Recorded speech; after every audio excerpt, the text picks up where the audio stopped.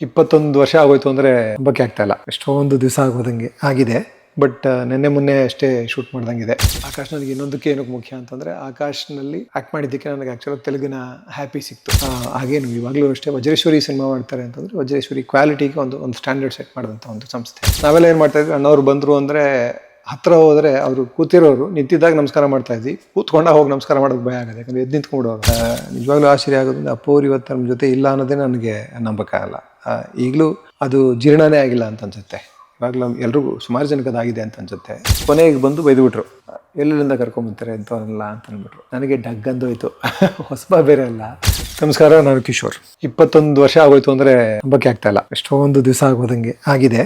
But ನಿನ್ನೆ ಮೊನ್ನೆ ಅಷ್ಟೇ ಶೂಟ್ ಮಾಡ್ದಂಗಿದೆ. ಈಗಲೂ ಜ್ಞಾಪಕ ಇದೆ ಕೆಲವೆಲ್ಲ ವಿಷಯಗಳು. ಫಸ್ಟ್ ಅದಕ್ಕೆ ಕಾಲ್ ಬಂದು ಮಹೇಶ್ ಬಾಬು ಡೈರೆಕ್ಟರ್ ಫೋನ್ ಮಾಡಿದ್ರು. ಆಕಾಶ್ ನನಗೆ ಇನ್ನೊಂದಕ್ಕೆ ಏನಕ್ಕೆ ಮುಖ್ಯ ಅಂತಂದ್ರೆ, ಆಕಾಶ್ನಲ್ಲಿ ಆಕ್ಟ್ ಮಾಡಿದ್ದಕ್ಕೆ ನನಗೆ ಆಕ್ಚುಲಾಗಿ ತೆಲುಗಿನ ಹ್ಯಾಪಿ ಸಿಕ್ತು. ಆಗ ಹಾಗೇನು ಇವಾಗಲೂ ಅಷ್ಟೇ ವಜ್ರೇಶ್ವರಿ ಸಿನಿಮಾ ಮಾಡ್ತಾರೆ ಅಂತಂದ್ರೆ, ವಜ್ರೇಶ್ವರಿ ಕ್ವಾಲಿಟಿಗೆ ಒಂದು ಸ್ಟ್ಯಾಂಡರ್ಡ್ ಸೆಟ್ ಮಾಡಿದಂಥ ಒಂದು ಸಂಸ್ಥೆ. ಅವರ ಕಂಟೆಂಟ್ಗೆ, ಅವರ ಸೋಷಿಯಲ್ ರೆಸ್ಪಾನ್ಸಿಬಿಲಿಟಿಗೆ ಅವ್ರು ಮಾಡ್ತಿದ್ದ ಸಿನಿಮಾಗಳು ಎಲ್ಲವೂ ಜನಗಳು ತೀರಾ ಹತ್ತಿರವಾದಂಥ ಸಿನಿಮಾಗಳು. ಹಾಗಾಗಿ ಎಲ್ಲ ಚಿತ್ರರಂಗದವರು, ಅಂದರೆ ಎಲ್ಲ ಸ್ಥಳೀಯ ಚಿತ್ರರಂಗದವರು, ಈವನ್ ಹಿಂದಿಯವರು ಸಹ ವಜ್ರೇಶ್ವರಿ ಸಿನಿಮಾ ಮಾಡ್ತಾರೆ ಅಂದರೆ ಅದನ್ನು ನೋಡ್ತಾರೆ, ಅದನ್ನು ತುಂಬ ಗಮನ ಇಟ್ಟು ನೋಡ್ತಾರೆ, ಕಾಯ್ತಾ ಇರ್ತಾರೆ ಆ ಥರ ಸಿನಿಮಾಗಳಿಗೆ. ಸೊ ಹಾಗೆ ತೆಲುಗಿನಲ್ಲೂ ನನ್ನನ್ನು ಗಮನಿಸಿ ನನಗೊಂದು ಆಪರ್ಚುನಿಟಿ ಆಯಿತು. So first Mahesh Babu phone ಮಾಡಿ, ಅದಕ್ಕೆ ಮುಂಚೆ ಆ್ಯಕ್ಚುಲಾಗಿ ರಾಕ್ಷಸ ಮಾಡಿದ್ದೆ ನಾನು. ರಾಕ್ಷಸದಲ್ಲಿ ಇನ್ನೊಂದೇನೆಂದರೆ ಶಿವಣ್ಣ ರೆಫರ್ ಮಾಡಿದ್ದು ಕೂಡ. ಅಲ್ಲಿ ರಾಕ್ಷಸದಲ್ಲಿ ಮೇನ್ ವಿಲನ್ ಪಾತ್ರ ಸಿಕ್ಕಿತ್ತು ನನಗೆ. ಶಿವಣ್ಣ ರೆಫರ್ ಮಾಡಿ ಮಹೇಶ್ ಬಾಬು ಕರೆದು ನನಗೆ ಯಾರು ಅಲ್ಲ ಕೊಟ್ಟರು. ವಜ್ರೇಶ್ವರಿ ಆಫೀಸ್ಗೆ ಹೋಗಿದ್ದೆ ಅನಿಸುತ್ತೆ. ಅಲ್ಲಿ ಯಾರು ಚೆನ್ನಣ್ಣ ಇದ್ದರು, ರಾಘಣ್ಣ ಇದ್ದರು, ಇವರೆಲ್ಲ ಇದ್ದರು. ಅವರೆಲ್ಲ ಮಾತಾಡಿ ಒಂದೊಳ್ಳೆ ರೋಲ್ ಇದೆ ಮಾಡು ನೀನು ಅಂತಂದರು. ಏನು ಅದಕ್ಕಿಂತ ಒಳ್ಳೆಯ ಆಪರ್ಚುನಿಟಿ ಇನ್ನೆಲ್ಲಿ ಸಿಗ್ಲಿಕ್ಕೆ ಸಾಧ್ಯ. ವಜ್ರೇಶ್ವರಿ ಅಂತ ಒಂದು ಸಂಸ್ಥೆಯಲ್ಲಿ ಒಂದು ಮೇಜರ್ ರೋಲ್ ಆ ಸಿನಿಮಾದಲ್ಲಿ ಮಾಡುವಂಥ ಒಂದು ಅವಕಾಶ ನನಗೆ. ತುಂಬ ಚೆನ್ನಾಗಿ ಜ್ಞಾಪಕ ಇರೋ ಘಟನೆ ಅಂದರೆ, ಆಕಾಶ್ ಮುಹೂರ್ತ ನಡೀತಾ ಇತ್ತು.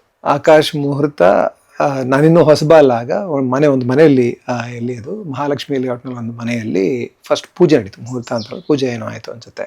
ಒಳಗಡೆ ಪೂಜೆ ನಡೀತಾ ಇತ್ತು. ನಾನು ಹೊಸಬ ಹೊರಗಡೆ ನಿಂತ್ಕೊಂಡಿದ್ದೆ. ನನ್ನ ಪಡೆಗೆ ನಾನು ಸುಮ್ಮನೆ ಒಬ್ಬನೇ ನಿಂತಿದ್ದೆ. ಅಂದರೆ ಯಾರು ಹೆಚ್ಚಿಗೆ ಪರಿಚಯ ಇರಲಿಲ್ಲ, ಒಬ್ಬನೇ ನಿಂತಿದ್ದೆ. ಇದಕ್ಕಿದ್ದಂಗೆ ಒಳಗಡೆಯಿಂದ ಎಲ್ಲ ಒಳಗಡೆ ನಡೀತಾ ನಿಂತು ಮುಗೀತು ಅನ್ಸುತ್ತೆ ಪೂಜೆ. ಫಸ್ಟು ಅಣ್ಣ ಈಚೆ ಬಂದರು. ಈಚೆ ಬಂದ ತಕ್ಷಣ ನಾನು ರೋಡ್ ಅಲ್ಲೇ ಪಕ್ಕದಲ್ಲಿ, ಬಾಗಿಲು ಪಕ್ಕದಲ್ಲಿ ನಿಂತ್ಕೊಂಡಿದ್ದೆ.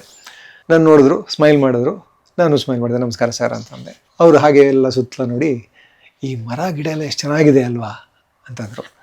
ನಿಜವಾಗ್ಲೂ ಅವರಲ್ಲಿದ್ದ ಮುಗ್ಧತೆ ನನಗೆ ಇವಾಗಲೂ ಕಣ್ಣು ಕಡ್ದು ಹಾಗಿದೆ. ಜೊತೆಗೆ ಎಷ್ಟು ಪ್ರಾಮಾಣಿಕವಾಗಿ ಒಬ್ಬ ಮನುಷ್ಯ ಇರ್ಲಿಕ್ಕೆ ಸಾಧ್ಯ, ಒಂದು ಮುಗ್ಧತೆ ಅಷ್ಟು ಪ್ರಾಮಾಣಿಕವಾಗಿ ಇರ್ಲಿಕ್ಕೆ ಸಾಧ್ಯನಾ ಅಂತ ನಂಬಕ್ಕೆ ಆಗದಿರುವಂಥ ಒಂದು ಪರಿಸ್ಥಿತಿ. ಬಟ್ ಅಣ್ಣವರಾಗಿದ್ದರಿಂದ ನಾನು ನಂಬಲೇಬೇಕು. ಅಷ್ಟು ನಿಜವಾದ ಪ್ರಾಮಾಣಿಕತೆ, ನಿಜವಾದ ಮುಗ್ಧತೆ ಅವರಲ್ಲಿತ್ತು.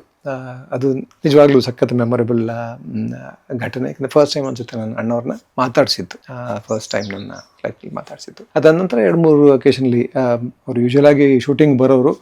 ನಾನು ಅವಿನಾಶ್ ಸರ್ ಎಲ್ಲ, ಇನ್ನೊಂದೇನೆಂದರೆ ಅವಿನಾಶ್ ಸರ್ ಪರಿಚಯ ಆದರು. ಅದು ಅಂದರೆ ಇದಕ್ಕೆ ಮುಂಚೆ ಕಂಠಿಯಲ್ಲಿ ಒಟ್ಟಿಗೆ ಮಾಡಿದ್ವಿ, ಬಟ್ ಅಲ್ಲಿ ಪರಿಚಯ ಆಗಿದ್ದು ತುಂಬ ಹತ್ತಿರದ ಪರಿಚಯ. ಜೊತೆ ತುಂಬ ವಿಚಾರಗಳನ್ನ ಮಾತಾಡಿ ತಿಳ್ಕೊಳ್ಳಿಕ್ಕೆ ಆಯ್ತು ಅವ್ರ ಮೂಲಕ. ನಾವೆಲ್ಲ ಏನು ಮಾಡ್ತಾಯಿದ್ವಿ, ಅಣ್ಣವ್ರು ಬಂದರು ಅಂದರೆ ಹತ್ತಿರ ಹೋದರೆ ಅವರು ಕೂತಿರೋರು ನಿಂತಿದ್ದಾಗ ನಮಸ್ಕಾರ ಮಾಡ್ತಾ ಇದ್ವಿ, ಕೂತ್ಕೊಂಡಾಗ ಹೋಗಿ ನಮಸ್ಕಾರ ಮಾಡೋದು ಭಯ ಆಗೋದು, ಯಾಕಂದರೆ ಎದ್ದು ನಿಂತ್ಕೊಂಡ್ಬಿಡೋರು. ಅವ್ರಿಗೆ ಮಂಡಿ ನೋವೆಲ್ಲ ಇತ್ತು ಅಂತ ಗೊತ್ತಿತ್ತು ನಮಗೆ. ಸೊ ಹಾಗಾಗಿ ದೂರನೇ ಇದ್ಬಿಡ್ತಾ ಇದ್ವಿ. ಅವ್ರು ಕೂತಿದ್ದಾಗ ಹತ್ರನೇ ಹೋಗ್ತಾ ಇರಲಿಲ್ಲ. ಇನ್ನೊಂದೇನೆಂದರೆ, ನನಗೆ ನಿಜವಾಗ್ಲೂ ಆಶ್ಚರ್ಯ ಆಗೋದ್ರಿಂದ ಅಪ್ಪವ್ರು ಇವತ್ತು ನಮ್ಮ ಜೊತೆ ಇಲ್ಲ ಅನ್ನೋದೇ ನನಗೆ ನಂಬಕ್ಕಾಗಲ್ಲ. ಈಗಲೂ ಅದು ಜೀರ್ಣನೇ ಆಗಿಲ್ಲ ಅಂತ ಅನ್ಸುತ್ತೆ. ಇವಾಗಲೂ ಎಲ್ರಿಗೂ ಸುಮಾರು ಜನಕ್ಕೆ ಅದಾಗಿದೆ ಅಂತ ಅನ್ಸುತ್ತೆ. ಇವಾಗಲೂ ನಮ್ಮ ಜೊತೆ ಇದ್ದಾರೆ ಅಂತಲೇ ಅನ್ಸುತ್ತೆ. ಈಗಲೂ ಎಲ್ಲೋ ಆ್ಯಕ್ಟ್ ಮಾಡ್ತಾರೆ, ಅವ್ರ ಸಿನಿಮಾ ಬರುತ್ತೆ, ಅವ್ರಿಗೆ ಹೀಗೆ ಅನಿಸುತ್ತೆ ಹೊರತು ಒಂದು ಅವ್ರನ್ನ ಮರೆಯೋಕ್ಕಾಗಿಲ್ಲ, ಇನ್ನೊಂದು ಅದನ್ನು ಜೀರ್ಣ ಮಾಡ್ಕೊಳಕ್ಕಾಗಿಲ್ಲ ನಮ್ಮ ಕೈಯಲ್ಲಿ. ಸೊ ಫಸ್ಟ್ ನಾನು ಅವರ ಜೊತೆ ಆ್ಯಕ್ಟ್ ಮಾಡಿದ್ದು ಅನ್ನೋದಕ್ಕಿಂತ ಅವ್ರ ಕೆಲಸ ನೋಡಿದ್ದು. ನಂದು ಫಸ್ಟ್ ಡೇ ಆಫ್ ಶೂಟ್ ಅನಿಸುತ್ತೆ. ನಂದು ಸಂಜೆ ಮೇಲೇನೋ ಶೂಟ್ ಇತ್ತು. ನಾನು ವೆಯ್ಟ್ ಮಾಡ್ತಾ ಇದ್ದೆ. ಅಲ್ಲೇ ಸದಾಶಿವನಗರಲ್ಲಿ ಶೂಟ್ ನಡೀತಾ ಇತ್ತು. ಒಂದು ಆ್ಯಕ್ಷನ್ ಸೀಕ್ವೆನ್ಸ್ ಏನೋ ಮಾಡ್ತಾ ಇದ್ದಾರೆ ಒಬ್ಬ ಸರ್. ಯಾಕಂದ ಮಾಡಬೇಕು ಅಂತ ನಿಜವಾಗ್ಲೂ ನನಗೆ ಯಾಕೆ ಇಷ್ಟೊಂದೆಲ್ಲ ತೊಗೊಂಡು ಮಾಡ್ತಾರೆ ಅಂತ ಇವತ್ತಿಗೂ ಭಯ ಆಗುತ್ತೆ. ಅದನ್ನ ನೆನೆಸ್ಕೊಂಡ್ರೆ ಭಯ ಆಗುತ್ತೆ.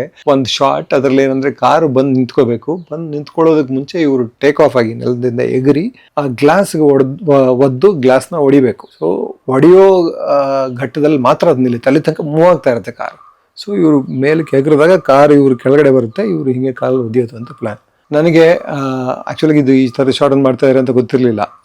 ನಾನು ಅಲ್ಲಿ ಪಾರ್ಕ್ ಒಂದಿತ್ತು, ಪಾರ್ಕಲ್ಲಿ ಕೂತ್ಕೊಂಡಿದ್ದೆ. ಇದಕ್ಕಿದ್ದಂಗೆ ಅಲ್ಲಿ ಶಾರ್ಟ್ ತೆಗಿತಾ ಇದ್ರು, ಇದಕ್ಕಿದ್ದಂಗೆ ಜೋರು ಸೌಂಡ್ ಆಯಿತು, ಗ್ಲಾಸು ಎಲ್ಲ ಓ ಅಂತೆಲ್ಲ ಜನ ತುಂಬ್ಕೊತಾ ಇದ್ರು. ಏನು ಅಂತ ಹೋಗಿ ನೋಡಿದ್ರೆ ಏನಾಗಿದೆ, ಆ ಗ್ಲಾಸ್ ಬ್ರೇಕ್ ಆಗೋದು 1 ಸೆಕೆಂಡ್ ಲೇಟ್ ಆಗಿದೆ, 1 fraction of a second late ಆಗಿದೆ. ಇವರು ಕಾಲು ಒದ್ದ ಮೇಲೆ ಅದು ಗ್ಲಾಸ್ ಬ್ರೇಕ್ ಆಗಲ್ಲ, ಸುಲಭವಾಗೆಲ್ಲ ಬ್ರೇಕ್ ಆಗಲ್ಲ ಗ್ಲಾಸು. ಅದರ ಮೇಲ್ಗಡೆ ಸ್ಲಿಪ್ ಆಗಿ ಮೇಲ್ಗಡೆ ಹೊಟ್ಟೋಗಿದೆ ಕಾಲು. ಒದ್ದ ನಂತರ ಗ್ಲಾಸಿಂದ ಮೇಲ್ಗಡೆ ಹೋಗಿ ಒಂದು ಕಾಲು ಮೇಲ್ಗಡೆ, ಅದಾದ್ಮೇಲೆ ಬ್ರೇಕ್ ಆಗಿದ್ದಿಲ್ಲ, ಬ್ರೇಕ್ ಆದ್ಮೇಲೆ ಈ ಕಾಲು ಒಳಗಡೆ ಹೋಗಿ ತೊಡೆ ಫುಲ್ ಕಟ್. ಇಲ್ಲಿ ಭಯಾನಕವಾದ ಆ್ಯಕ್ಚುಲಿ ಆಕ್ಸಿಡೆಂಟ್ ಅದು. ಇಮಿಡಿಯೇಟಾಗಿ ಅವ್ರನ್ನ ಹಾಸ್ಪಿಟಲ್ ಕರ್ಕೊಂಡು ಸ್ಟಿಚಸ್ ಏನೋ ಹಾಕ್ಬೇಕಾಯ್ತು ತೊಡೆ. ಅವಾಗ ಅನ್ಕೋತಾ ಇದ್ದೆ ಯಾಕೆ ಇಷ್ಟೊಂದೆಲ್ಲ ರಿಸ್ಕ್ ತೊಗೊಂಡು ಮಾಡ್ತಾರೆ ಅಂತ. ಬಟ್ ಆ ಕಮಿಟ್ಮೆಂಟ್ ಇದೆಯಲ್ಲ, ಏನಾದ್ರು ಹೊಸದನ್ನು ಮಾಡಬೇಕು ಅನ್ನೋದು, ಅಷ್ಟೊಂದು ರಿಸ್ಕ್ ಎಲ್ಲ ತೊಗೊಂಡೆಲ್ಲ ಮಾಡೋದು ನಿಜವಾಗ್ಲೂ ಹ್ಯಾಟ್ಸ್ ಆಫ್. ಬಟ್ ಇನ್ನು ಸ್ವಲ್ಪ ಕೇರ್ಫುಲ್ ಆಗಿದ್ದರೆ ಅವ್ರು ಬೆಟ್ಟಾಗಿರ್ತಾಯಿತ್ತು ಅಂತ ನನಗೆ ಯಾವಾಗಲೂ ಅವ್ರ ಆ್ಯಕ್ಷನ್ಗಳನ್ನೆಲ್ಲ ನೋಡಬೇಕಾದಾಗೆಲ್ಲ ಅನ್ಸೋದು. ಬಟ್ ಅವ್ರು ಕೇರ್ಫುಲ್ಲಾಗೆ ಮಾಡ್ತಿದ್ರು ಅನ್ಸುತ್ತೆ. ಅಂದರೆ ಅಷ್ಟು ಹೋಲ್ಡ್ ಇತ್ತು, ಕಂಟ್ರೋಲ್ ಇತ್ತು ಅವರಿಗೆ. ಅಂದರೆ ಫೈಟ್ಸ್ ಮೇಲೆ ಎಲ್ಲ ನನ್ನ ಜೊತೆನೂ ಸುಮಾರು ಫೈಟಿಂಗ್ ಸೀಕ್ವೆನ್ಸ್ ಎಲ್ಲ ಇತ್ತು ಆ ಸಿನಿಮಾದಲ್ಲಿ. ಅದರಲ್ಲೆಲ್ಲ ಅವ್ರ ಕಂಟ್ರೋಲ್, ಅವ್ರನ್ನ ನೋಡಿ ಸುಮಾರು ಕಲ್ತಿದ್ದೀನಿ ಆ ಕಂಟ್ರೋಲ್. ಶಿವಣ್ಣ ಕೂಡ ಫೈಟ್ನಲ್ಲಿ ಭಯಂಕರ ಕಂಟ್ರೋಲ್. ನನ್ನ ಕಂಟ್ರೋಲೇ ಇಲ್ಲ ಪಾಪ. ಶಿವಣ್ಣಂಗೆ 2-3 ಏಟೆಲ್ಲ ಹೊಡೆದ್ಬಿಟ್ಟಿದ್ದೀನಿ ನಾನು ರಾಕ್ಷಸದಲ್ಲಿ, ಮಿಸ್ ಆಗಿ ಸ್ಲಿಪ್ ಆಗಿ. ಎಷ್ಟು ಕಂಟ್ರೋಲ್ ಮಾಡಿದ್ರು ನಮಗೆ ಹೊಸಬರಲ್ಲ, ಆ ಗಾಬರಿ ಎಲ್ಲ ಟಚ್ ಮಾಡಿಬಿಟ್ಟಿರ್ತೀವಿ, ಆ ಥರ ಎಲ್ಲ ಆಗಿದೆ. ಅದಾದ ನಂತರ ಆಕ್ಸಿಡೆಂಟ್ ಆದ ನಂತರ ಅವರು ವಾಪಸ್ ಬಂದು ಸ್ಟಿಚಸ್ ಎಲ್ಲ ಹಾಕ್ಕೊಂಡು ಬಂದು ಶೂಟ್ ಮಾಡ್ತೀನಿ ಅಂತ ರೆಡಿ ಇದ್ದಾರೆ. ಕೊನೆಗೆ ಇವ್ರಿಗೆಲ್ಲ ಬೈದು ಅವ್ರ ಮನೆ ಕಳಿಸ್ಬೇಕಾಯ್ತು ಅನಿಸುತ್ತೆ. ರೆಸ್ಟ್ ತೊಗೊಳ್ಳಿ ದಯವಿಟ್ಟು ಅಂತ ಅಂದ್ಬಿಟ್ಟು. ಅಲ್ಲಿಂದ ಇಲ್ಲ ಪರವಾಗಿಲ್ಲ, ನಾನು ಮಾಡ್ತೀನಿ ನನಗೆ ಏನು ಸ್ಟಿಚ್ ಎಷ್ಟು ಹಾಕಿದ್ದಾರೆ ಅಂತ. ಉದ್ದ ಕಟ್ ಆ್ಯಕ್ಚುಲಾಗಿ ತೊಡೆಯಲ್ಲಿ ಅವ್ರಿಗೆ ಆಗಿತ್ತು. ಜೊತೆಗೆ ನಮಗೆಲ್ಲ ಆಗಿದ್ದಾರೆ ಶಾಕಿಂದ ಈಚೆ ಬರೋಕ್ಕೆ ಸುಮಾರು ಟೈಮ್ ತಗೋತಾಯಿತ್ತು ಏನೋ. ಅದೊಂದು ಮರೆಯೋಕ್ಕಾಗದಿರೋ ಅಂಥ ಒಂದು ಘಟನೆ ಬೇಕಾದಷ್ಟಿದೆ. ತುಂಬ ಪುಟ್ಟ ವಿಷಯಗಳು. ಯಾವಾಗಲೂ ಅವರ ನಗುಮುಖ ಒಂದು ಯಾವಾಗಲೂ ನನಗೆ ಜ್ಞಾಪಕ ಬರುತ್ತೆ. ನೀವು ಎಲ್ಲರೂ ಅದನ್ನು ಜ್ಞಾಪಿಸ್ಕೊತಾ ಇರ್ತಾರೆ. ಜೊತೆಗೆ ಅವರ ಪಿಕ್ಚರ್ಗಳಲ್ಲಿ ಹೆಂಗಿದ್ರು ಅವ್ರು ಹಾಗೆ ಇರೋರು, ಯಾವಾಗಲೂ ಒಂದು ಸ್ಮೈಲ್ ಇರೋದು. ಕೆಲಸ ಮಾಡ್ತಾ ಇರ್ಬೇಕಾದ್ರೂ ಅಷ್ಟೇ, ಎದುರುಗಡೆ ಕಂಡಾಗಲೂ ಅಷ್ಟೇ. ಏನಾದರೂ ಒಟ್ಟಿಗೆ ಕೆಲಸ ಮಾಡ್ತಾ ಇರ್ಬೇಕಾದ್ರೆ ಸುಮಾರು ಸಲ ಎದುರುಗಡೆ ಓಡಾಡ್ತಾನೆ ಇರ್ತೀವಲ್ಲ, ಹಿಂಗೆ ಕಾಣಿಸ್ತಾನೆ ಇರ್ತೀವಿ. ಕಾಣಿಸ್ದಾಗೆಲ್ಲ ನಾವು ಸ್ಮೈಲ್ ಮಾಡಲೇಬೇಕಲ್ಲ, ಅಂದರೆ ಸುಮ್ಮನೆ ಮುಖ ಹಿಂಗೆ ಇಟ್ಕೊಂಡು ಹೋಗೋಕ್ಕಲ್ವ. ನನಗೆ ಅದು ಅಭ್ಯಾಸ, ನಾನು ಸ್ಮೈಲ್ ಮಾಡ್ತೇನೆ. ಬಟ್ ಅವರು ಆರಾಮಾಗಿ ಸ್ಮೈಲ್ ಮಾಡೋರು. It is very nice. ಒಂದು ಕಂಫರ್ಟ್ ಕೊಡುತ್ತಲ್ಲ ನಿಮಗೆ. ನಾವು ಯಾರ ಜೊತೆನೋ ಪರಿಚಯ ಇಲ್ಲದೆ ಇರೋ ಜೊತೆ ಕೆಲಸ ಮಾಡ್ತಾ ಇದ್ದೀವಿ ಅಂತ ಅನ್ಸೋದಿಲ್ವಲ್ಲ. ಅದು ನನ್ನಂಥವನು ಹೊಸಬ ಆವಾಗ ಬಂದಾಗ ಇಟ್ ಬಿಕಮ್ಸ್ ವೆರಿ ಇಂಪಾರ್ಟೆಂಟ್, ಆ ಥರದ ಜೆಸ್ಚರ್ಸ್. ಐ ಥಿಂಕ್ ನಾನು ಅವ್ರನ್ನ ಫುಲ್ ಫ್ಯಾನ್ ಥರ ನೋಡಿದೆ ಅನ್ಸುತ್ತೆ ಆ ಸಿನಿಮಾದಲ್ಲಿ. ಯಾಕಂದರೆ ನನಗೆ ನಾವಿಬ್ಬರು ಒಟ್ಟಿಗೆ ಆ್ಯಕ್ಟ್ ಮಾಡಿ ಸೀನ್ಗಳಂದ್ರೆ ಜ್ಞಾಪಕನೇ ಬರ್ತಾ ಇಲ್ಲ. ಅವ್ರ ಆ್ಯಕ್ಷನ್ ಸೀನ್ಗಳೇ ಶಾರ್ಟ್ಗಳಿಗೆ ಜ್ಞಾಪಕ ಬರ್ತಾ ಇದೆ. ಇನ್ನೊಂದು ಶಾರ್ಟ್ ಏನಂದರೆ, ಒಂದು ಫೈಟ್ ನಡೆಯುತ್ತೆ, ನನಗೆ ಅವಿನಾಶ್ ಸರ್ಗೆ ಎಲ್ರಿಗೂ ಹೊಡೆದಾಕ್ಬಿಡ್ತಾರೆ ಅವರು. ಆ ಥರದ್ದು ಏನೋ ಒಂದು ಕೊನೆಯಲ್ಲಿ ಅವರು ಒಂದು ಮನೆಯಲ್ಲೆಲ್ಲೋ ಮಾಡ್ತಾರೆ, HR ಲೇಔಟ್ ಒಂದು ಮನೆಯಲ್ಲಿ ಮೇಲ್ಗಡೆಯಿಂದ ಜಂಪ್ ಆಗಿ ಕೆಳಗಡೆ ಫಸ್ಟ್ ಫ್ಲೋರಿಂದ ಗ್ರೌಂಡ್ ಫ್ಲೋರ್ಗೆ ಜಂಪ್ ಮಾಡಿ ನಿಂತ್ಕೋಬೇಕು ಅಲ್ಲಿ ಅಂತ. ಅವಾಗೆಲ್ಲ ಈಗಿನ ಥರ ಅಷ್ಟೊಂದೆಲ್ಲ ಟೆಕ್ನಾಲಜಿ ಮುಂದುವರೆದಿಲ್ಲ. ಹಾಗೆಲ್ಲ ಬಾಕ್ಸ್ಗಳು ಹಾಕ್ಬಿಟ್ಟು, ಕಾರ್ಡ್ಬೋರ್ಡ್ ಬಾಕ್ಸ್ಗಳನ್ನ ಜೋಡಿಸ್ಬಿಟ್ಟು ಅದ್ರ ಮೇಲೆ ಜಂಪ್ ಮಾಡೋಕ್ಕೆ ಹೇಳೋರು. ಅದ್ರ ಮೇಲೆ ಬೆಡ್ ಹಾಕಿರೋರು. ಸೊ ಅದು ಕ್ವಶನಿಂಗ್ ಸಿಗುತ್ತೆ ಅಂತ. ಬಟ್ ಸ್ಟಿಲ್ ನಾನೇ ಒಂದು ಸಲ ಮಾಡಿ ಫುಲ್ ಆ ಇಂಪ್ಯಾಕ್ಟ್ನ ತಡ್ಕೊಳ್ತೀವಲ್ಲ, it request a lot of training. ಪುಸರ್ಗದೆಲ್ಲ ಇತ್ತು. ಬಟ್ ಸ್ಟಿಲ್ ಏನಾಯಿತು, ಅಲ್ಲಿ ಮೇಲ್ಗಡೆಯಿಂದ ಎಗರಿದಾಗ ಅವ್ರಿಗೆ ಕಾಲು ಬೆಡ್ಗಳ ಗ್ಯಾಪಲ್ಲಿ ಹೊಟ್ಟೋಯ್ತು. ಅದಾದಮೇಲೆ ಅದು ಸ್ಪ್ರೇನೇನೋ ಆಯಿತು ಅನ್ಸುತ್ತೆ. ಸ್ಪ್ರೇನ್ ಆಯಿತಾ, ಹೇರ್ಲೈನ್ ಫ್ರಾಕ್ಚರ್ ಆಯಿತೋ ಏನೋ ಗೊತ್ತಿಲ್ಲ. ಅವಾಗಲೂ ಅಷ್ಟೇ ಆರಾಮಾಗಿ ಮಾಡಿದ್ರು. ಅವತ್ತು ಪೂರ್ತಿ ಶೂಟ್ ಕಂಪ್ಲೀಟ್ ಮಾಡಿಬಿಟ್ಟು ಆಮೇಲೆ ಹಾಸ್ಪಿಟ್ಲಿಗೆ ಹೋದರು. ಈ ಥರದ ಸಿಕ್ಕಾಬಟ್ಟೆ ಅಂದರೆ ಧೈರ್ಯ, ಮೊಂಡತನ ನಿಜವಾಗ್ಲೂ ಭಯನೇ ಆಗೋದು ನನಗೆ ಈ ಥರ ಅವ್ರು ಮಾಡೋದು ನೋಡಿದ್ರೆ. ಸೊ ಇಂಥವೇ ಜ್ಞಾಪಕ ಇದೆ ನನಗೆ ಹೆಚ್ಚಿಗೆ. ಒಟ್ಟಿಗೆ ಆ್ಯಕ್ಟ್ ಮಾಡಿದ ಸೀನ್ಗಳು ಅಂದರೆ ತುಂಬಾ ಕಡಿಮೆ ಇತ್ತು ನಮ್ಮ. ಅಂದರೆ ನಾನು ಮತ್ತು ಅವಿನಾಶ್ ಸರ್ ಇಬ್ಬರು ರಮ್ಯಾ ಅವರ ಅಣ್ಣಂದಿರ ರೋಲ್ ಅಲ್ವಾ. ಕನ್ಫ್ರಂಟೇಷನ್ ಅಂತ ಒಂದ್ಸಲ ಆ ಜಗಳ ಆಗುತ್ತಲ್ಲ, ಅದೊಂದೇ ಸೀಕ್ವೆನ್ಸ್ ಅನ್ಸುತ್ತೆ. ಹೆಚ್ಚಿಗೆ ಅಂದರೆ ಎದುರು ಬದ್ರು ಮಾಡಿದ್ದಿಲ್ವೇ ಇಲ್ಲ. ಅದೇ ಫಸ್ಟ್ ಮೀಟಿಂಗ್ ಅಂತ ಹೇಳಿದ್ನಲ್ಲ, ಆ ಮರ ಗಿಡ ಎಲ್ಲ ಚೆನ್ನಾಗಿತ್ತು ಅಂತ ಅಂದ್ಬಿಟ್ಟು, ಆಗ ನಾನು ಹೊಸಬಾಲ ಸುಮ್ಮನೆ ಆಚೆ ನಿಂತಿದ್ನಲ್ಲ, ಆಗೇನಾಯಿತು, ನಾನು ಅವರು ಅಷ್ಟು ಹೇಳ್ಬಿಟ್ಟು ಅವ್ರು ಏನೋ ನೋಡ್ತಾ ಇದ್ರು, ಫುಲ್ ಗಿಡ ಮರ ಎಲ್ಲ ನೋಡ್ತಾ ಇದ್ರು, ಖುಷಿ ಪಡ್ತಾ ಇದ್ರು. ನಾನು ನಾನು ನಿಂತಿದ್ದೆ, ಜಾಸ್ತಿ ಏನು ಮಾತಾಡಿಸಲಿಲ್ಲ. ಆಗಿದ್ದಕ್ಕಿದ್ದಂಗೆ ಚೆನ್ನಣ್ಣ ಬಂದು ಅಣ್ಣ ಇವರೇ ಕಿಶೋರ್ ಅಂತ ರಾಕ್ಷಸದಲ್ಲಿ ಶಿವಣ್ಣನ ಜೊತೆ ಆ್ಯಕ್ಟ್ ಮಾಡಿದ್ದಾರೆ. ಹೌದಾ, ನೋಡಿ ಆ ಸಿನಿಮಾ ನನಗೆ ನೋಡೋಕ್ಕೆ ಆಗಲಿಲ್ಲ, ಇವ್ರು ಯಾರು ತೋರಿಸಿಲ್ಲ ಅಂತ ಅವರು ಅದೇ ಒಂಥರ ಮಕ್ಕಳ ಥರ ಅದನ್ನು ಹೇಳೋದಿದೆಯಲ್ಲ, ಇಟ್ಸ್ ವೆರಿ ನೈಸ್. ಅದನ್ನ ನೆನೆಸ್ಕೊಂಡ್ರೆ ಖುಷಿ ಆಗುತ್ತೆ. ಆ ಥರದೊಂದು ಬ್ಯೂಟಿಫುಲ್ ಅನುಭವ. ಸೊ ಅದು ನೋಡಿರಲಿಲ್ಲ ಅಂತ ಗೊತ್ತು, ನೋಡಿ ಅಪ್ರಿಷಿಯೇಟ್ ಮಾಡಿದ್ದೆಲ್ಲ ಗೊತ್ತಿಲ್ಲ. ಬಟ್ ಯಾವಾಗಲೂ ಯಾರು ಹೇಳಿದ್ರು, ಇಲ್ಲೋ ಆ ಮೀಸೆ ಚೆನ್ನಾಗಿ ಕಾಣುತ್ತೆ ಅವ್ರಿಗೆ ಅಂತ ಹೇಳಿದ್ರಂತೆ ಅಂತ ಯಾರೋ ಹೇಳಿದ್ರು ನನಗೆ. ಅವತ್ತು ಆ ಫಂಕ್ಷನ್ ನಮಗೆ ಅಂಬೇಡ್ಕರ್ ಭವನ ಅನ್ಸುತ್ತಲ್ಲ, ಅಂಬೇಡ್ಕರ್ ಭವನದಲ್ಲಿ ಫಂಕ್ಷನ್ ಆಗಿದ್ದು. ನನಗೆ ಸಿಕ್ಕಾಪಟ್ಟೆ ಮರವು ಅಂಥದ್ರಲ್ಲಿ ಇಷ್ಟೊಂದೆಲ್ಲ ವಿಷಯ ಜ್ಞಾಪಕ ಇದೆ ಅಂದರೆ ನಿಜವಾಗ್ಲೂ ನನಗೆ ಆಶ್ಚರ್ಯ ಆಗ್ತದೆ. ಚಿರಂಜೀವಿ ಅವರು ನನಗೆ ಮೊಮೆಂಟೋ ಕೊಟ್ಟರು, ಅವ್ರ ಹತ್ರ ಮೊಮೆಂಟೋ ಇಸ್ಕೊಂಡಿದ್ದು ಜ್ಞಾಪಕ ಇದೆ. ಅದಾದಮೇಲೆ ಚಿರಂಜೀವಿ ಅವರು ಬಂದು ಅಂಬರೀಷ್ ಅವ್ರ ಬಗ್ಗೆ ಮಾತಾಡಿದ ಜ್ಞಾಪಕ ಇದೆ. ಅಂಬರೀಷ್ ಅವ್ರು ಹೆಂಗೆ ಪರಿಚಯ ಆದರು, ಅವ್ರಿಗೆಲ್ಲ ಕಡೆ ಹುಡುಗಿರು ಫ್ರೆಂಡ್ಸ್ ಇದ್ರು ಅಂತ ಹೇಳಿದ್ದೆಲ್ಲ ಜ್ಞಾಪಕ ಇದೆ. ಆಮೇಲೆ ಅಣ್ಣವ್ರು ಬಂದು ಅವಾಗ ಆ್ಯಕ್ಚುಲ್ ಆಗಿ ಒಂದು ಸ್ವಲ್ಪ ಅವರ ಆರೋಗ್ಯ ಸುಧಾರಿಸಿತ್ತು, ಕಾಲು ನೋವು ಕಡಿಮೆ ಆಗಿತ್ತು.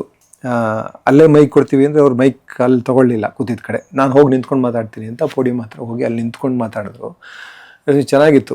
ಇವರೆಲ್ಲ ಅಂಬರೀಷ್ ಅವರೆಲ್ಲ ಪರ್ವತಮ್ಮವ್ರು ಇಲ್ಲದೆ ಇದ್ದಾರೆ, ಅವ್ರು ಏನೂ ಮಾಡ್ತಾ ಇರಲಿಲ್ಲ ಅಂತೆಲ್ಲ ಅವ್ರು ಮಾಮೂಲಿ ಹೊರಟೊಟ್ಟಲ್ಲ ಹೇಳಿದ್ರು. ಅದಾದಮೇಲೆ ಇವ್ರು ಅಣ್ಣವ್ರು ಬಂದು ಹೇಳಿದ ಜ್ಞಾಪಕ ಇದೆ. ಇದು ಪ್ರೊಡ್ಯೂಸರ್ಗಳೆಲ್ಲ ನಮ್ಮನ್ನು ಹಾಕ್ಕೊಂಡು ಲಾಸು ಅಂತ ಇದ್ರು. ಅದೇನು ಲಾಸು ನೋಡ್ಬೋಣ ಅಂತ ನಾವೇ ಪ್ರೊಡ್ಯೂಸ್ ಮಾಡೋಣ ಅಂತ ಐಡಿಯಾ ಕೊಟ್ಟಿದ್ದು ಭಾರತಿಗೆ ನಾನೇ ಅಂತ. ಯಾವಾಗಲೂ ನನಗೆ ರಾಜ್ಕುಮಾರ್ ಅವರಲ್ಲಿನ ಮಗು ಇದೆಯಲ್ಲ, ಅದು ಆ ಮಗುವಿನಂಥ ಆಲೋಚನೆಗಳೇ ಅಷ್ಟು ಮುಗ್ಧವಾಗಿ ಬರೋದೇನೆ ಇಟ್ ವಾಸ್ ವೆರಿ ಪ್ಯೂರ್ ಅನ್ಸುತ್ತೆ. ಒಬ್ಬ ಆರ್ಟಿಸ್ಟಿಗೆ ಅಷ್ಟು ಓಪನ್ನೆಸ್, ಅಷ್ಟು ಮುಗ್ಧತೆ ಬೇಕು ಅಂತ ಅನಿಸುತ್ತೆ. ನಾವೆಲ್ಲರೂ ಅದನ್ನು ಕಲಿಬೇಕು. ಅಂದರೆ ಎಲ್ಲನೂ ಅಷ್ಟು ಮುಗ್ಧತೆ ಇದ್ದಷ್ಟೇ ಎಲ್ಲನೂ ಓಪನಾಗಿ ಸ್ವೀಕರಿಸೋಕ್ಕೆ ಸಾಧ್ಯ ಅನಿಸುತ್ತೆ. ಎಲ್ಲರೂ ಸುಮಾರು ನಮಗೆ ಐಡಿಯಾಗಳೆಲ್ಲ ಬ್ಲಾಕ್ ಆಗಿಬಿಟ್ಟಿರ್ತೀವಲ್ಲ, ಇಂಥದ್ದು ಎಲ್ಲಂಥರ ಬಗ್ಗೆ ಬ್ಲಾಕ್ ಮಾಡಿ ಇಟ್ಕೊಂಡ್ಬಿಡ್ತೀವಿ. ಎಲ್ಲನೂ ಅದ್ರ ಮೇಲಷ್ಟೇ ನಾವು ಇದನ್ನು ಕೂರಿಸ್ಕೊತೀವಿ ಹೊರತು ಇದನ್ನೆಲ್ಲ ಮರೆತು ಬರೀ ಅದನ್ನು ಮಾತ್ರ ನಮ್ಮದಾಗಿಸ್ಕೊಂಡು ಪರ್ಫಾರ್ಮ್ ಮಾಡೋದಿದೆಯಲ್ಲ, ಅದು ಅವ್ರಿಗೆ ಮಾತ್ರ ಸಾಧ್ಯ ಆಗ್ತಿತ್ತು ಅನಿಸುತ್ತೆ. ತುಂಬ ಹೆಮ್ಮೆ ಅನಿಸುತ್ತೆ, ತುಂಬ ಖುಷಿ ಅನಿಸುತ್ತೆ. ಅಪ್ಪು ಸರ್ ಅವರಿದ್ದಾಗಲೇ ಶುರು ಮಾಡಿದ್ರು ಅದನ್ನ PRK ಪ್ರೊಡಕ್ಷನ್ ಮಾಡಿ, ಹೊಸ ಸಿನಿಮಾಗಳನ್ನ ತೊಗೊಳೋದು, ಹೊಸಬ್ರಿಗೆ ಅವಕಾಶಗಳನ್ನ ಕೊಡೋದು, ಹೊಸ ವಿಚಾರಗಳಿಗೆ ಅವಕಾಶ ಕೊಡೋದು, ಹೊಸ ಥರದ ಸಿನಿಮಾಗಳಿಗೆ ಅವಕಾಶ ಕೊಡೋದು, ಇದನ್ನೆಲ್ಲ ಮಾಡಿದ್ರಲ್ಲ. ಒಬ್ಬ ಎಸ್ಟಾಬ್ಲಿಷ್ ಸ್ಟಾರ್ ಅದನ್ನು ಮಾಡಿದಾಗ ಅವರು ಸ್ಟಾರ್ಡಮ್ ಜೊತೆಗೆ ಅದು ಒಂದು ಕ್ರೆಡಿಬಿಲಿಟಿ ಕೊಡುತ್ತಲ್ಲ ನಿಮಗೆ, ನೋಡೋ ಆಡಿಯನ್ಸ್ಗೆ ಇವ್ರು ಮಾಡಿದ್ದಾರೆ, ಇವ್ರು ಪ್ರೊಡ್ಯೂಸ್ ಮಾಡಿದ್ದಾರೆ. ಯಾಕಂದರೆ ಮೊದಲಿಂದನೂ ಅವರ ಆಯ್ಕೆ ಇದೆಯಲ್ಲ, ಯಾವುದೇ ಸಿನಿಮಾ ಇರ್ಬೋದು, ವಜ್ರೇಶ್ವರಿ ಆಯ್ಕೆ ಅದು ಎಲ್ಲರೂ ವಜ್ರೇಶ್ವರಿಯಲ್ಲಿ ಅಣ್ಣವರಾಗಿರ್ಬೋದು, ಶಿವಣ್ಣ ಆಗಿರ್ಬೋದು, ಪುನೀತ್ ಸರ್ ಆಗಿರ್ಬೋದು, ರಗಣ ಆಗಿರ್ಬೋದು, ಎಲ್ಲರೂ ಅವರ ಚಾಯ್ಸಸ್ ತುಂಬ ಅದ್ಭುತವಾಗಿರ್ತದೆ. ಅದು ಉದ್ದಕ್ಕೂ ಒಂದು ಸ್ಟ್ಯಾಂಡರ್ಡ್ ಸೆಟ್ ಮಾಡ್ಕೊಂಬಂದಿದೆ. ಅಂದರೆ ಕ್ವಾಲಿಟಿ ನಾವು ಏನೇನು ಎಕ್ಸ್ಪೆಕ್ಟ್ ಮಾಡ್ತೀವಿ ಅವರಿಂದ ಅದನ್ನು ಗ್ಯಾರಂಟಿ ಕೊಡ್ತಾರೆ ಅನ್ನೋ ಇದೆಯಲ್ಲ, ಕೊಡ್ತಾರೆ ಅನ್ನೋ ಗ್ಯಾರಂಟಿ ಇದೆಯಲ್ಲ, ಅದು ಆಡಿಯನ್ಸ್ಗೆ ಯಾವಾಗಲೂ ಇದ್ದಿರುತ್ತೆ. ಜೊತೆಗೆ ಅವರ ಆಯ್ಕೆ ಹಿಂದಿನ ಜವಾಬ್ದಾರಿ ನನಗೆ ನಿಜವಾಗ್ಲೂ ಹೆಮ್ಮೆ ಅನಿಸುತ್ತೆ, ಖುಷಿ ಅನಿಸುತ್ತೆ. ಅಪ್ಪು ಅವರು ಮಾಡಿದ್ದು ಕಂಟಿನ್ಯೂಸ್ ಆಗಿ, ಅದಾದ ನಂತರ ಅಶ್ವಿನಿ ಅವರು ಅದನ್ನು ಕಂಟಿನ್ಯೂ ಮಾಡ್ತಾಯಿದ್ದಾರೆ ಅನ್ನೋದು ತುಂಬ ಹೆಮ್ಮೆಯ ವಿಷಯ. ಅವ್ರೇನದು ಮಾಡಬೇಕು ಅಂತಿರಲಿಲ್ಲ, ಅವಶ್ಯಕತೆ ಏನಿರಲಿಲ್ಲ, ಬಟ್ ಸ್ಟಿಲ್ ಅದನ್ನು ತೊಗೊಂಡು ಮಾಡ್ತಾಯಿದ್ದಾರೆ ಅಂದರೆ ಅದೊಂದು ಜವಾಬ್ದಾರಿ. ಜನ ಅವರಿಗೆ ಕೊಟ್ಟ ಪ್ರೀತಿಗೆ ಅದನ್ನು ರಿಟರ್ನ್ ಕೊಡೋದಿದೆಯಲ್ಲ, ಅದನ್ನು ಕೊಡ್ತೀನಿ ಅಂತ ಅಪ್ಪು ಅವ್ರು ಇಲ್ಲದಿದ್ದಾಗಲೂ ಅಶ್ವಿನಿ ಅವ್ರು ನಿಂತ್ಕೊಂಡು ಮಾತಾಡೋದು ನಿಜವಾಗ್ಲೂ ಅದನ್ನು ನಾವೆಲ್ಲರೂ ಅಪ್ರಿಷಿಯೇಟ್ ಮಾಡೋದು ಅಂತ. ಅವ್ರ ಜೊತೆಗೆ ನಿಂತು ನಾವು ನಿಂತ್ಕೋಬೇಕಾದಂಥ ವಿಷಯ. ಮಾರ್ಚ್ 13ಕ್ಕೆ ಆಕಾಶ್ ರಿಲೀಸ್ ಆಗ್ತಾ ಇದೆ. ಈಗ ಅನ್ನಿಸ್ತಾ ಇತ್ತು ವಾಪಸ್ ಅದೇ ಟೈಮ್ಗೆ ಹೋದರೆ ಎಷ್ಟು ಚೆನ್ನಾಗಿರುತ್ತೆ ಅಂತ. ಓಕೆ, ಏನು ಮಾಡೋಕ್ಕಾಗಲ್ಲ, ಟೈಮ್ ಹೋಗ್ತಾ ಇರುತ್ತೆ, ಕಾಲನ ಹಿಡಿದು ನಿಲ್ಲಿಸ್ಕೊಳಕ್ಕೆ ನಮ್ಮ ಕೈಲಾಗಲ್ಲ. ಎಲ್ರಿಗೂ ಒಂದು ಒಳ್ಳೆಯ ನೆನಪುಗಳನ್ನ ಕೂಡ ಹಾಕ್ಕೊಂಡ, ಒಳ್ಳೆಯ ನೆನಪುಗಳನ್ನ ಸೇರಿಸ್ಕೊಂಡ, ಆ ನೆನಪುಗಳು ಇವತ್ತು ಕೂತ್ಕೊಂಡು ನೆನೆಸ್ಕೊಂಡ್ರೆ ಖುಷಿ ಆಗುವಂಥ ನೆನಪುಗಳನ್ನ ಸೇರಿಸಿದಂಥ ಒಂದು ಕೆಲಸ ಅಲ್ಲಿ ಸೇರಿದ ಎಲ್ಲರಿಂದ ಆಯಿತು. ಮುಖ್ಯವಾಗಿ ವಜ್ರೇಶ್ವರಿ ಸಂಸ್ಥೆಯಿಂದ ಆಯಿತು, ಮುಖ್ಯವಾಗಿ ಅಪ್ಪೋರಿಂದ ಆಯಿತು. ಸೊ ಆ ನೆನಪಿನ ಭಾಗ ಆಗಿರೋದು ನನಗೆ ತುಂಬ ಖುಷಿ ಇದೆ. ಇವತ್ತಿಗೂ ನೆನೆಸ್ಕೊಂಡ್ರೆ ಒಂದು ಸ್ಮೈಲ್ ಬರುತ್ತೆ ಅದೆಲ್ಲ ವಿಷಯಗಳು. ಈಗ ಹೇಳ್ತಾ ನನಗೆ ಹಾಗೆ ಅವೆಲ್ಲ ಅದೇ ಎಷ್ಟೊಂದೆಲ್ಲ ಅಂದರೆ ಮಾತಾಡದೇ ಇರೋದ್ರಿಂದ ಮರೆತು ಹೋಗಿರೋ ವಿಷಯಗಳೆಲ್ಲ ಜ್ಞಾಪಕ ಬರ್ತಾಯಿವೆ ಸಣ್ಣದಾಗಿ. It was very nice. ತುಂಬ ಖುಷಿ ಪಟ್ಟಿದ್ದೀನಿ ಆ ಸಿನಿಮಾದಲ್ಲಿ ಪಾತ್ರ ಮಾಡೋದಕ್ಕೆ. ನಾನು ಐ ವಾಸ್ ಲಕ್ಕಿ ಟು. ನನ್ನ 3ನೇ ಸಿನಿಮಾ, ಅದು 4ನೇ ಸಿನಿಮಾ ಆಕಾಶ್. ಸೊ 4ನೇ ಸಿನಿಮಾದಲ್ಲಿ ಅಷ್ಟು ದೊಡ್ಡ ಒಂದು ಸಂಸ್ಥೆಯಲ್ಲಿ ಕೆಲಸ ಮಾಡೋ ಅವಕಾಶ ಸಿಗ್ತಲ್ಲ, ಅವರೆಲ್ಲರೂ ಸೇರಿ ಆ ಅವಕಾಶನ ನನಗೆ ಕೊಟ್ಟರಲ್ಲ, ಅದರಲ್ಲೇ ಗೊತ್ತಾಗುತ್ತೆ ಹೊಸದಾಗಿ ಬಂದವ್ರನ್ನ, ಹೊಸ ಪ್ರತಿಭೆಗಳನ್ನ, ನನ್ನನ್ನು ನಾನು ಪ್ರತಿಭೆ ಅಂತ ಕರ್ಕೊಳ್ಳೋಕೆ ಇಷ್ಟಪಡೋ ಪ್ರತಿಭೆ ಎಲ್ಲ ಏನಿಲ್ಲದೆ ಹೋದರೂ ಒಂದು ಪ್ರೆಸೆನ್ಸ್ ಇತ್ತು, ಇವನ ಕೈಲಿ ಸಾಧ್ಯ ಇದೆ ಅಂತ ಅನ್ನಿಸಿ ಅವರಿಗೆ ಒಂದು ಅವಕಾಶ ಕೊಟ್ಟರಲ್ಲ. ಹಾಗೆ ಅದನ್ನು ಮೊದಲಿಂದನೂ ಮಾಡ್ತಾ ಬಂದಿದ್ದಾರೆ, ಈಗಲೂ ಮಾಡ್ತಾ ಇದ್ದಾರೆ ಅನ್ನೋದು ನಿಜವಾಗ್ಲೂ ಅವರ ಬದ್ಧತೆಗೆ, ಸಿನಿಮಾ ರಂಗದ ಬಗೆಗಿನ ಬದ್ಧತೆ, ಸಮಾಜದ ಬಗೆಗಿನ ಬದ್ಧತೆ, ಪ್ರೇಕ್ಷಕರ ಬಗೆಗಿನ ಬದ್ಧತೆಯನ್ನು ತೋರಿಸುತ್ತೆ. ಅದಕ್ಕಾಗಿ ನಾನು ಅವ್ರಿಗೆ ಧನ್ಯವಾದ ಹೇಳಬೇಕು. ಥ್ಯಾಂಕ್ಸ್ ಎಲ್ರಿಗೂ, PRK ಪ್ರೊಡಕ್ಷನ್ನ ಹಿಂದಿರೋ ಎಲ್ರಿಗೂ, ವಜ್ರೇಶ್ವರಿ ಹಿಂದಿರೋ ಎಲ್ರಿಗೂ ಥ್ಯಾಂಕ್ಸ್.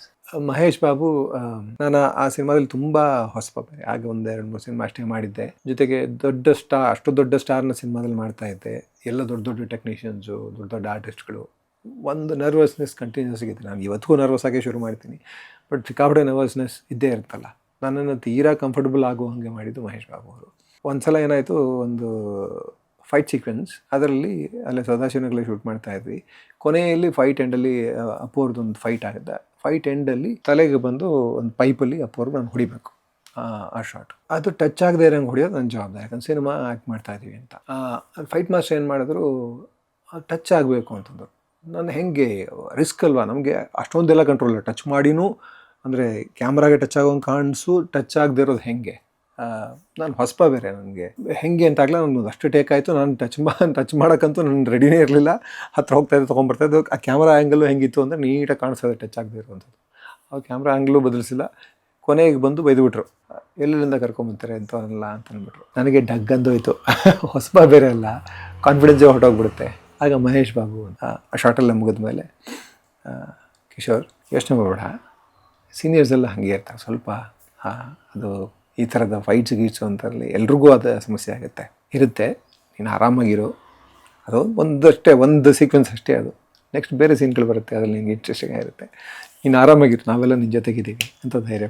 ಆದಮೇಲೆ ಒಂದು ಲೆವೆಲ್ಗೆ, ಯಾಕಂದರೆ ಫಸ್ಟೇ ಒದ್ದಾಡ್ತಾ ಇರ್ತೀವಿ, ಎಲ್ಲಿಂದನೋ ಬಂದು ಮಾಡ್ತಾ ಇರ್ತೀವಿ.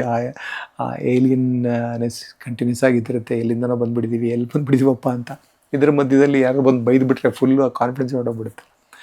ಆಗ ಜೊತೆಗೆ ನಿಂತ್ಕೊಂಡು ಮಹೇಶ್ ಬಾಬು ಸಪೋರ್ಟ್ ಮಾಡಿದ್ರು. ಅದು ನಿಜವಾಗ್ಲೂ ಅದಾದಮೇಲೆ ಸುಮಾರು ಕಡೆ ನಾನು ಅದನ್ನ ಜ್ಞಾಪಿಸ್ಕೊತಾನೆ ಇರ್ತೀನಿ. ಅದಾದಮೇಲೆ ಯಾಕಂದರೆ ಅಲ್ಲಿಂದ ಕಂಟಿನ್ಯೂಸ್ ಆಗಿ ಸುಮಾರು ಒಂದು ಲೆವೆಲ್ಗೆ ಎಸ್ಟಾಬ್ಲಿಷ್ ಆಗೋ ತನಕ, ಒಳ್ಳೆ ಪಾತ್ರಗಳು ಸಿಗೋ ತನಕ ಒಂದು ಸ್ಟ್ರಗಲ್ಲೇ ಅಲ್ಲ. ಆವಾಗೆಲ್ಲ ಯಾರೇ ಏನಿಂದ ಅಂದಾಗ್ಲೂ ಇದು ಜಸ್ಟ್ ಒಂದು ಸಿನಿಮಾ, ಇದೊಂದು ಜಸ್ಟ್ ಸೀಕ್ವೆನ್ಸು, ಇದು ಮುಗಿದ ಮೇಲೆ ಬೇರೆ ಒಳ್ಳೆ ದಿನಗಳಿವೆ ಅಥವಾ ಒಳ್ಳೆ ಸೀನ್ಗಳಿವೆ. ಇದಾದಮೇಲೆ ಇನ್ನೂ ಯಾರೋ ಬೈದಿರೋರೊಬ್ಬರು ಸಿಗ್ತಾರೆ, ಈ ಥರದ್ದೆಲ್ಲ ಆಗುತ್ತಲ್ಲ. ಸೊ ಎಲ್ಲವೂ ಒಂಥರದ ಪಾಠನೇ. ಬಟ್ ಅದೇ ನಂತರ ತೀರಾ ಸೆನ್ಸಿಟಿವ್ ಆಗಿರೋ ಅಂಥವ್ರಿಗೆ ಈ ಥರ ಯಾರೊಬ್ಬರು ಸಪೋರ್ಟ್ ಮಾಡಿದಾಗ ದೊಡ್ಡ ಇದಾಗುತ್ತೆ. ಸೊ ಥ್ಯಾಂಕ್ಸ್ ಮಹೇಶ್ ಬಾಬು, ಅವತ್ತು ಸಪೋರ್ಟ್ ಮಾಡಿದ್ದಕ್ಕೆ ಇವತ್ತು ನಾನು ಕಂಟಿನ್ಯೂ ಮಾಡ್ಕೊಂಬಂದಿನಿ. ಇಲ್ಲ ಮೋಸ್ಟ್ಲಿ ಯಾವಾಗ ಸಿನಿಮಾ ಬಿಟ್ಟು ಹೋಗ್ತಾ ಇದ್ದೆ ನಾನು.